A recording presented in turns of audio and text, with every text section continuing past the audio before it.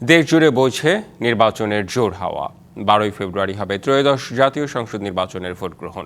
এ নিয়ে কি ভাবছেন সাধারণ মানুষ থেকে শুরু করে আগামীর জনপ্রতিনিধিরা, সে কথা জানাতে ডিবিসি নিউজের ইলেকশন এক্সপ্রেস ছুটে যাচ্ছে সব সংসদীয় আসনে।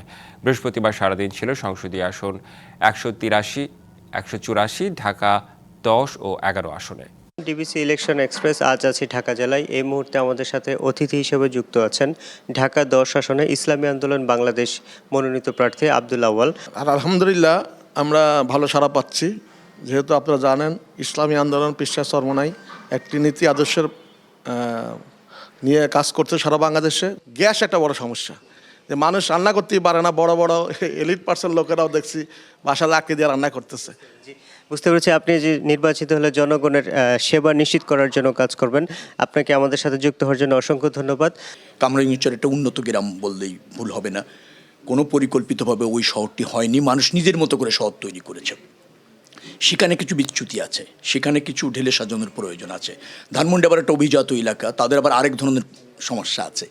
তো এগুলো আমি চিহ্নিত করতে সক্ষম হয়েছি। সন্ত্রাস, চাঁদাবাজি, দুর্নীতি এটা একটা প্রাইম নিড, সমাজ থেকে নির্মূল করা, উচ্ছেদ করা, এটাও আমার প্রথম অঙ্গীকার।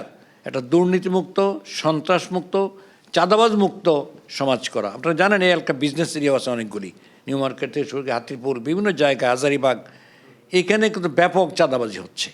সুতরাং এটাকে নির্মূল করা, জিরো লেভেল নিয়ে আসা হচ্ছে আমার টার্গেট। মাদক, সন্ত্রাস এবং চাঁদা মুক্ত আমি ঢাকা 11 বানাবো। কীভাবে বানাবো? আমি একটি সোসাইটি করব, কমিউনিটি বেস, যেসব জায়গায় আছে তো আছে, যেখানে নাই অলরেডি আমি স্টার্ট করেছি সর্বদলীয়ভাবে, এবং বিশেষ করে ইয়াং জেনারেশনকে সামনে রেখে ওই সোসাইটির মাধ্যমে আমি সিসিটিভি লাগাবো, গেট লাগাবো, নাইট গার্ড রাখবো। সিসিটিভির মাধ্যমে আমি মনিটরিং করব। সন্ত্রাস, চাঁদাবাজ মুক্ত, দখলদারি মুক্ত একটা বাংলাদেশ বিনির্মাণের জন্য যাদের নেতৃত্বে 5ই আগস্ট স্বাধীন হয়েছে, আমরা আশা করি নির্বাচনের পরে জামায়াত ইসলামী সহ এনসিপি সহ 11 দল আজকে যে জোট বেঁধেছে, তাদের নেতৃত্বে এই দেশে একটি ন্যায় ইনসাফ প্রতিষ্ঠিত হবে, মানুষ তার অধিকার পেয়ে।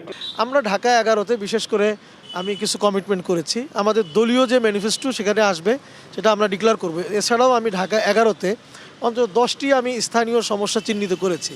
তার মধ্যে একটা তো সমস্যা, এটা কমন সমস্যা সারা বাংলাদেশে, আপনার দুর্নীতি, মাদক, তারপরে ছিনতাই, রাহাজানি, চাঁদাবাজি মারাত্মক, এটা আছে সব জায়গায়। আমাদের ঢাকা 11-তেও প্রচণ্ডভাবে আছে। এটা উৎপাদনে আমি কাজ করব। সিএসআরএম ডিবিসি ইলেকশন এক্সপ্রেস আজ আরও কিছুক্ষণ থাকবো এই জেলায়। পরবর্তী সংবাদে আপনাদের সাথে নতুন কোনো অতিথি নিয়ে হাজির হব। ততক্ষণ আমাদের সাথে থাকুন, ভালো থাকুন।